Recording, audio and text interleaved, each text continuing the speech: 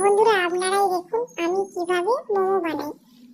তার জন্য বাঁধাকপি, পেঁয়াজ, গাজর সব কুচি কুচি করে নিয়েছি, কাঁচা লঙ্কা, ধনেপাতা মিক্সচার মেশিনে গ্রেট করে নিয়ে চিকেনটা গ্রেট করে নিয়ে সব রকম সোয়া সস, বেশি বেশি তো লাগে না, সোয়া সস আর চিকেন, গোলমরিচের গুঁড়ো সব রকম দিয়ে কিছুক্ষণের তারে ম্যারিনেট করে রেখে দেবো। রেখে দিয়ে একটু চিকেনের হালকা গ্যাস ছাড়ে কাঠখোলায় হালকা করে একটু অয়েল দিয়ে হালকা করে নেড়ে নিয়ে টেস্টিটা দ্বিগুণ বেড়ে যায়।